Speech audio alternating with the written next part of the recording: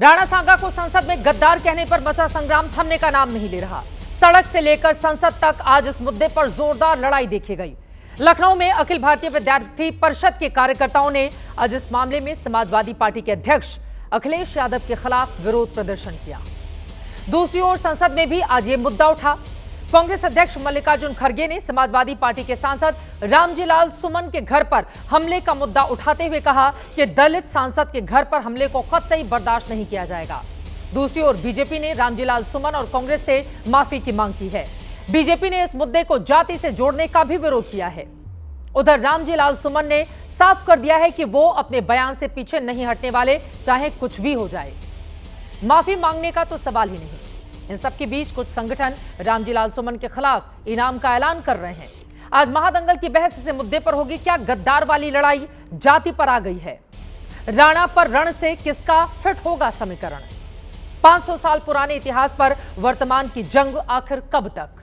क्या रामजी लाल सुमन के घर पर करणी सेना के हमले से समाजवादी पार्टी को दलित राजनीति का मौका मिल गया है? महादंगल की चर्चा का सिलसिला शुरू करने के पहले वार पलटवार देखिए।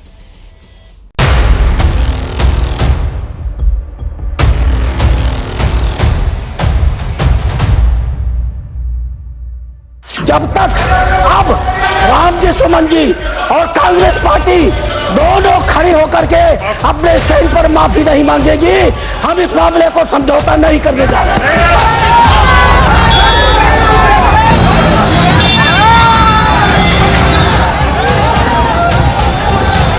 वो मुद्दा उठाकर एक पे जान मारने की कोशिश करते हैं, उसकी गाड़ी तोड़ते हैं, घर तोड़ते हैं। ये अपमानजनक जो दलितों के खिलाफ हो रहा, ये कभी नहीं सहन करेंगे।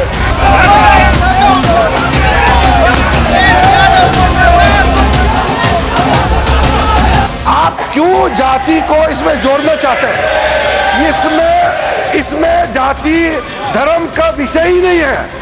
ये एक मेंबर ने जो स्टेटमेंट दिया है उसको खंडन करने का विषय है।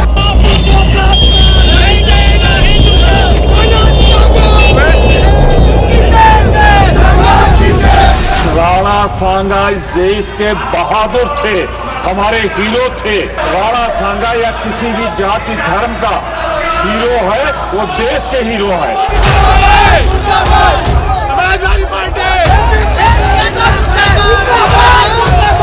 लीडर ऑफ द ऑपोजिशन इसको एक ऐसा ट्विस्ट देने की कोशिश कर रहे हैं कि जात पात पे देश को बंटवारा करना, ये जो खड़गे जी का बार बार करने की कोशिश होती है वो भी उतनी ही निंदनीय है। जो उत्तर प्रदेश में अराजकता है, मेरे परिवार पे, मेरे घर पे प्राणघातक हमला किया गया, शीशे तोड़े गए, गाड़ियां तोड़ी गई, कुर्सियां तोड़ी गई। अब तक जितना बचा था कुचा था, जो कुछ मेरे पास था, मैंने सब आप लोगों को कह दिया। ये वो योद्धा है जिनकी वजह से आज हमारा वजूद है। बंटवारा करने की ये जो भावना हमेशा लाते रहना, ये बहुत ही गलत बात है। माफी ना भी मांगे तो क्या हुआ, उनकी क्रेडिबिलिटी कुछ नहीं रही।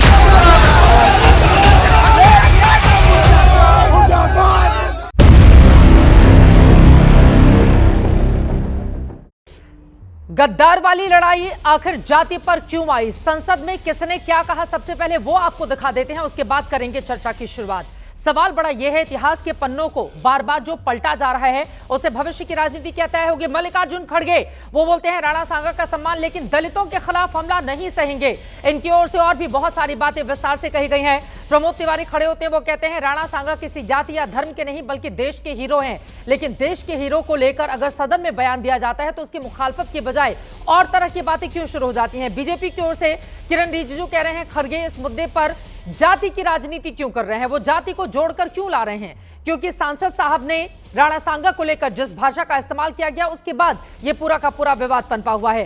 पीयूष गोयल केंद्रीय मंत्री का कहना है इस मुद्दे को जाति की ओर मोड़ने की जो कोशिश है वो पूरी तरह से निंदनीय है और इसकी जितनी मुखालफत की जाए वो कम है।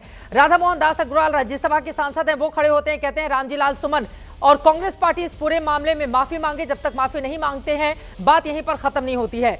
राणा सांगा पर हम गर्व करते हैं, ये कह रहे हैं रविशंकर प्रसाद। तो पक्ष और विपक्ष के तमाम नेताओं की ओर से इस पूरे मामले में बयान सामने आ रहे हैं, लेकिन इन सब के बीच आपको बताते चले नफरती बोल भी अब सामने आ गए हैं। आप देखिए, जुबान काटने वाले को 5,51,000 का इनाम दिए जाने की घोषणा राष्ट्रीय राजपूत करणी सेना कर रही है और उधर दूसरी तरफ आप देखिए 1 करोड़ का इनाम घोषित करी है अखिल भारतीय हिंदू संगठन, और मुझे लगता है कि ऐसे लोगों के खिलाफ तत्काल कड़ी कार्रवाई किए जाने की जरूरत है जो इस तरह से हिंसा को बढ़ावा देने की बात करते हों।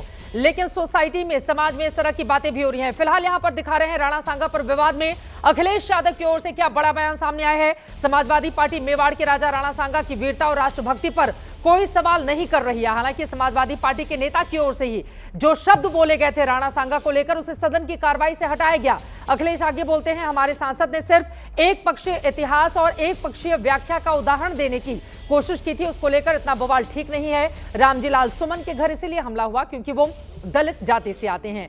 तो बार बार दलित जाति से आते हैं, ये बात कहकर क्या दलितों की राजनीति को अपने पक्ष में करने की कोशिश में समाजवादी पार्टी इस समय लग गई है। लेकिन योगी आदित्यनाथ की ओर से क्या पलटवार किया गया है, सुन लेते हैं, उसके बाद चर्चा की शुरुआत करेंगे। हिस्ट्री यही लोग जानते हैं जो जिन्ना को महिमामंडित करते हैं। तो ये वही कैटेगरी है, ये वही ब्रीड है जो बाबर से लेकर के औरंगजेब तक और जिन्ना तक को महिमामंडन करते हैं। और ये लोग अवसरवादी भी हैं, इनको पलटी मारने में कोई देर नहीं लगेगी। राणा सांगा के इतिहास को अगर इन्होंने पढ़ा होता, वो महान योद्धा जिसके शरीर के घाव इस बात को बताते थे कि इन्होंने भारत की धर्म और संस्कृति को बचाने के लिए उस समय किस प्रकार के पराक्रम का परिचय दिया था। जो औरंगजेब और बाबर की पूजा करते हो, जो जिन्ना को अपना आदर्श मानते हो, इन लोगों से इसकी उम्मीद नहीं की जा सकती है।